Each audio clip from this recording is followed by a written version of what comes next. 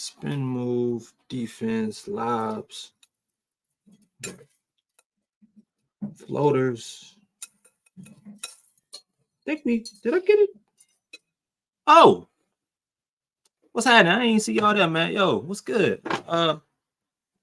Dyson Daniels. His improvement is happening for a really good time for him as an individual, but also the Pelicans. Birdman. You must know that first. Can't nothing and nobody fade what we trying to do and what we about to do. Second thing is, we got this game on our level. You understand what I'm saying? Welcome to another episode of In Space. I'm your host and chef, Chris Connor. Shout out to all the good folks here at DraftKings Sportsbook, Jägermeister, as well as Birdsall Law Firm. I'm here to talk Dyson Daniels a month later. If y'all been here, I know y'all, I've been a little bit of a troll. But y'all gonna find out I believe a lot of this shit that I be talking. Some of it for fun and for jokes. But a month ago, I told y'all, last time the chef was here, I said, be sure to buy the Dyson Daniels stock then. I told y'all that a month ago. I told y'all, make sure you added Dice Bites to your cabinet. I said that. Those are my words. I don't know if you did it, but I'm going to show you why you should have and why you should. Now, look, I don't know how much longer he's going to be in the starting lineup. If I were coaching, they will continue the Dyson Daniels, Herb Jones setup until CJ McCollum returns, of course. And then after that, you end up making a decision. But I think they were able, specifically those two, were able to add a different. They were add a different spice, a different. They cooked up a little something different from what we're used to with Pelicans teams, and specifically wing defenders. And those two together, being unselfish, being role players, or being dudes that kind of do a little bit of everything, that know where they fit on the team, but having to pick their spots and doing a much better job together of picking their spots of when it's time to attack. I think that's been something that's been really important. I did a show with Five about Herb Jones and Dyson Daniels, and this was some of the things that we talked about. It looks like Dyson is learning from Herb in some of those areas while also improving in some others. So that's really what we're going to talk about. I got some film, I got the files here. I got some standstills. And yeah, man, we going to get into it, chop it up. We're going to hear from DraftKings Sportsbook to close as usual. So with that being said, I'm going to tell you what I'm not going to spend a whole bunch of time talking about. What that means is what you've seen, what you're used to already. So that means you know what this is. I ain't really got to talk about play out of the timeout. Yes. And don't give it away. You've been playing clean basketball. Tyson took. Seen him do that before. You've seen this, for example. Almost taken away. It is poked away by Dyson. Najee. Dyson, how about stop the throw? But and for this team, it's just be happy that you can get multiple lobs in a game rather back-to-back sequences. That was crazy. But shout out to them two for getting that done. BI and Dyson throwing those two. Hell, you've seen this. Y'all laughed about it. Y'all made jokes. This shit effective though.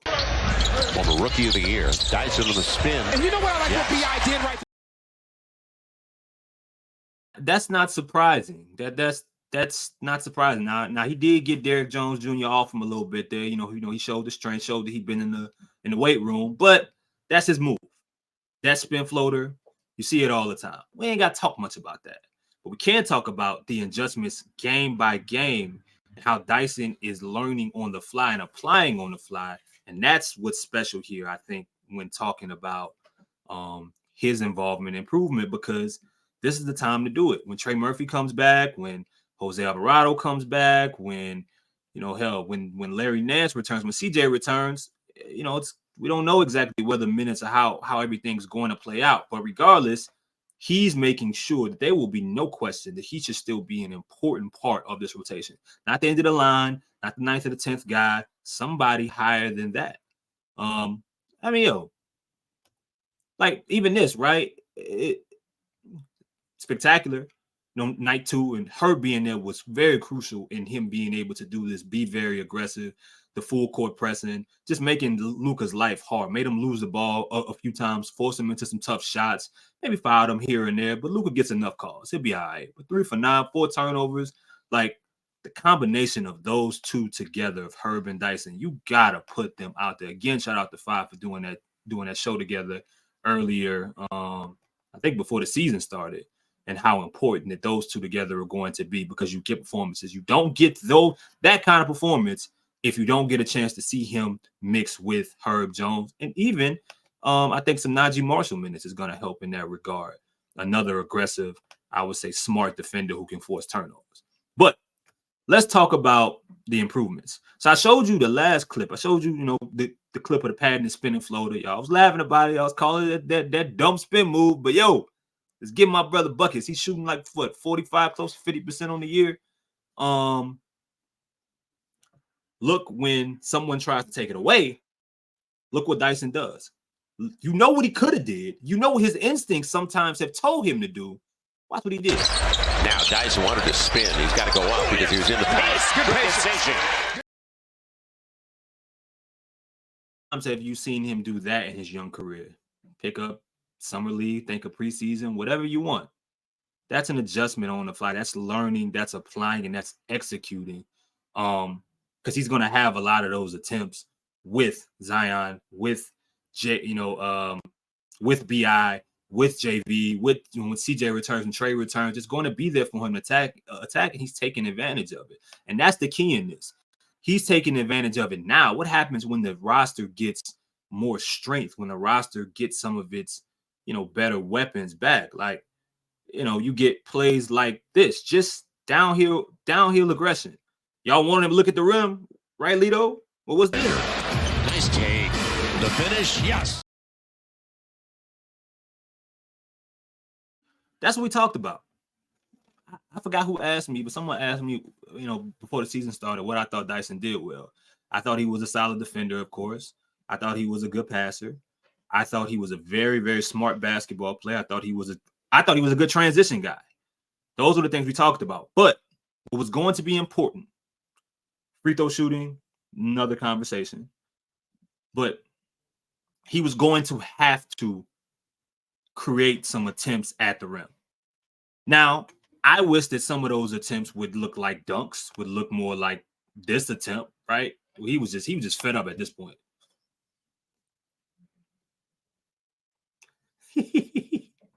Hey man, one day, like Jordan Hawkins tried one the other night.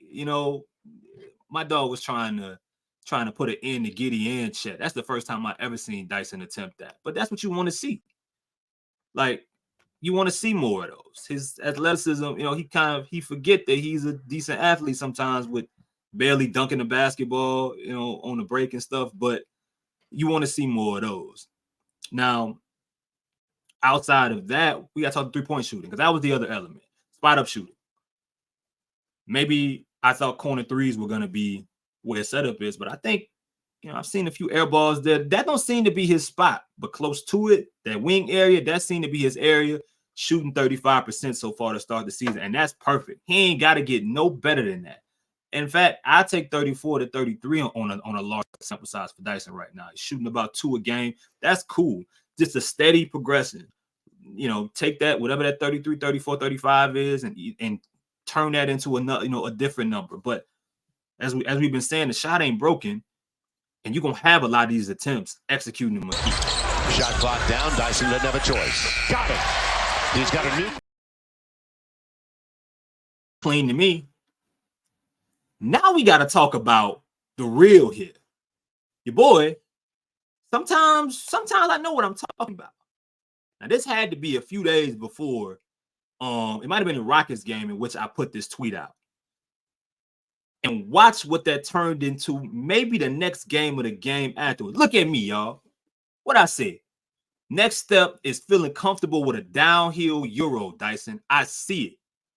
I said that. That was the 4th of November. That's a little bit, we got a little bit of time in between when I said that and what I'm about to show you actually happened. Now tell me sometimes your boy don't be right. Right to Dyson. Now Dyson on the Euro and the runner.